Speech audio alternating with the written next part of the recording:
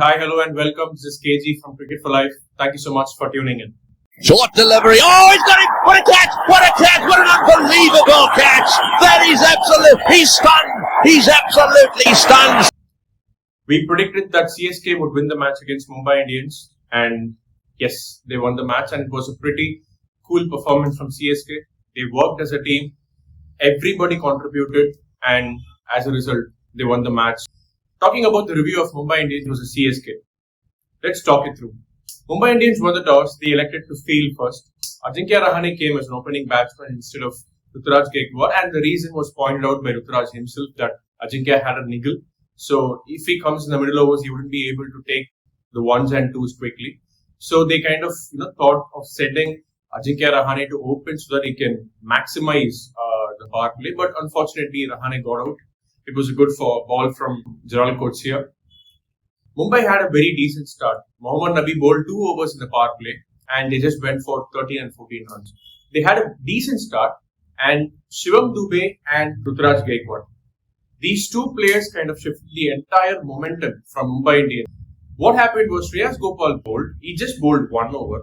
He picked the wicket of Rachin Ravindra and he didn't bowl any of the other overs. He just bowled 1 over, gave 9 runs. Mohammad Nabi bowled beautifully. He gave 19 runs in 3 overs. He did not complete his quota. Huge question marks on Hardik Pandya's captaincy. When you have a spinner who has picked a wicket, his confidence would be literally high. You have to give him the other over. Yes, Shivam Dube is known for his monster sixes and everything is fine. But if Shivam Dube is able to get 20 runs off a fast bowler, why not try a spinner and kind of deceive him? You give 2 overs to Romario Shepherd. Instead, those 2 overs could have been bowled by Mohammad Nabi, where he could have finished his quota, or a Shreyas Gopal, where he could have chipped another wicket. Because he's very good with bowling the googlies, where the ball goes away from Shivam Dube being a left-hander. Pretty ordinary captaincy from Hardik Pandya, I would say. And Chennai Super Kings were 150.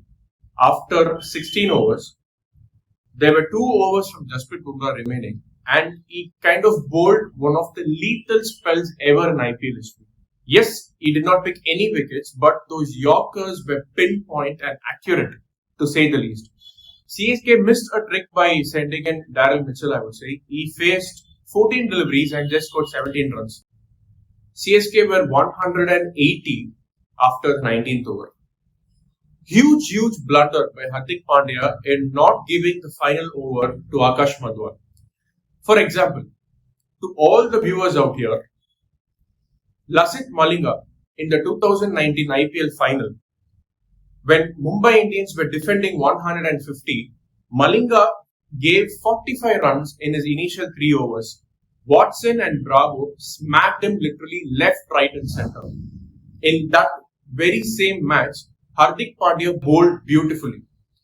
CSK on the other hand had Watson, had Jadeja.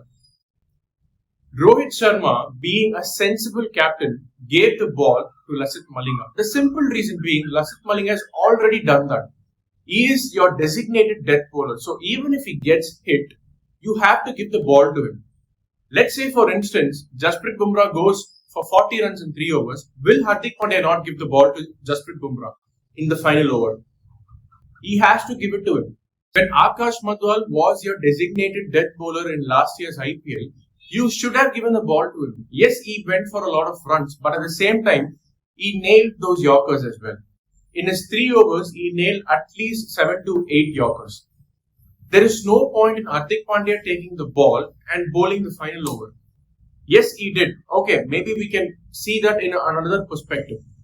As a captain, he wanted to take up the responsibility of restricting CSK below 200. Okay, that's fine. But what are your executions? You are giving slot deliveries to one of the world's best finishers the game has ever seen. Every ball was a slot ball. The first ball in the covers was a slot ball. Second ball again was a slot delivery which was smacked to long on.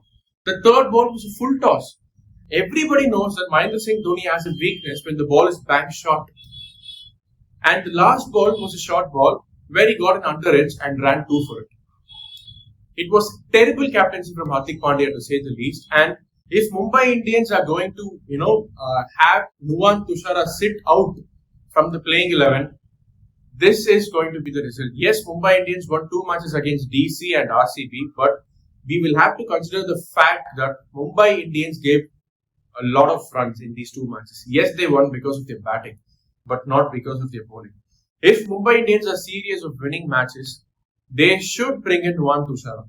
And me going back to the topic about Lasith Malinga and his final over in the 2019 IPL final, Rohit Sharma trusted Lasith Malinga and Malinga delivered. Mumbai Indians won the match by 1 run and they won their 4th IPL trophy. So this is what captain should do. A captain should trust his bowler. Let's say, for instance, the next match against Punjab Kings, PBKS need 20 runs from the last over, and if you give the ball to Akash Madhwal, he wouldn't even have the confidence to nail those Yorkers because he knows for a fact that he wasn't trusted in the previous match when Daryl Mitchell was batting. Pretty big question marks on Hardik Pandya's captaincy. Talking about Mumbai Indians' batting, it was a great start once again from Ishan Kishan and Rohit Sharma. Rohit Sharma with his 100 was sublime, but the area where they lost the match was between the 13th and the 17th over. In between these 4 overs, Rohit Sharma just got to bat only for 5 deliveries. Tilak Verma consumed some deliveries. Hardik Pandya played 6 balls, got out for 2. Mohammad Nabi didn't have enough time, to get in and pace his innings. Tim David did his job, I would say. Again, it was a good deceiving cutter from Mustafizur Rahman. So that is where Mumbai Indians lost the match because they only got 35 runs in the last 30 balls during that phase. And Rohit Sharma not facing the majority of the deliveries in that phase was a major turning point in the match, and that is where the match tilted towards Chennai Super Kings. Chennai's bowling. From this match, we are able to see that Pathirana is just like what Bumrah is to Mumbai Indians. Pathirana's 4 overs was the turning point. Here, Chennai being restricted less than 210 was the turning point for Mumbai Indians. They should have restricted them less than 190 or 200. But Hardik Pandya had different ideas, and with his outrageous captaincy, Mumbai Indians lost the match. With that being said, a good knock from Rohit Sharma, and last but not the least, the Thala. See, we are all youngsters, we all play street cricket, we go to grounds, we at least play some professional cricket. And there are players who, take cricket as their career. But hitting a first ball 6 is not everyone's cup of tea. Mahendra Singh Dhoni, with the backlift that he has and with the swing over the covers, he just rewinded the clock back to 2011 when he played against Sri Lanka in that World Cup final. It was a brilliant innings from Mahendra Singh Dhoni. Yes, Hardik Pandya fed him with slot deliveries, but still you'll have to put them away. And for a 42-year-old man who hasn't even played any form of cricket for the past 12 years, comes in and smacks 3 sixes from 3 deliveries. Mahendra Singh Dhoni, we all bow down to you. That was actually the major turning point of the match. Dhoni scored 20 runs, Mumbai Indians lost by 20 runs. It coincides easily. And Hardik Pandya has to, refurnish his captaincy skills. And during the post-match presentation, Hardik said there was a man behind the stumps where he was leading CSK. You had the same equivalent man who was standing in long off or in deep mid wicket. You should have taken his advice, and that man would have definitely told you not to bowl the final over. Instead, give it to Akash Madhwal because he's that kind of a captain. But Hardik Pandya wouldn't listen to all these stuffs. He has his own brain. He has his own attitude of going into a cricket match. So there's nothing to help with that. If Hardik Pandya changes his way of approaching a game, I feel Mumbai Indians will definitely be back. With that being said, let's move on to RCB versus Sunrisers preview. RCB, there's nothing to talk about them. Their bowlers are literally, they are literally being toyed around by the batsmen. They have to come up with a specific plan, maybe bring in a Lockie Ferguson or someone like that, not Tom Curran, because Tom Curran, his form is not that good when it comes to the recent matches that he's played for his club or for his country. So I feel Lockie Ferguson can come in. Will Jack should be given another go. Cameron Green should have been trusted when you bought a player for 17 crores, but that's not being the case for them. Glenn Maxwell has to be dropped at this point of time. At least bring in a Cameron Green and just look at how he's prospering, because you have a mega auction next year and you have all the more chances to look into Cameron Green's form and his way of approaching a game.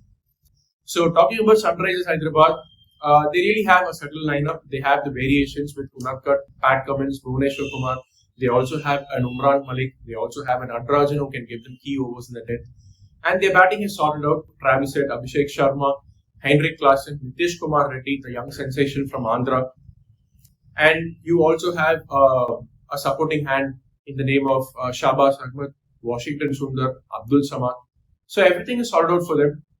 Talking about the match predictions, I really feel Sunrisers should win tonight's clash.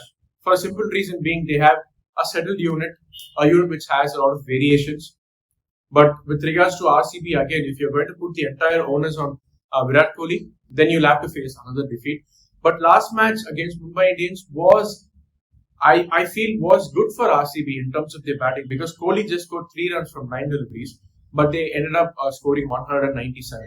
But if they're going to go with the same bowling lineup without any plans for any particular batsman, they have to suffer another defeat. So, as I said, with regards to the predictions, it has to tilt towards Sunrisers Hyderabad. I would give them a 60% chance and would give RCB a 40% chance. And if at all RCB wants to put up a fight, they have to come up with specific plans for specific batters. Please let me know your comments in the comment section and your thoughts on Hardik's spectacular captaincy in yesterday's match. Thank you so much for watching. Please like, share and subscribe. Cheers guys.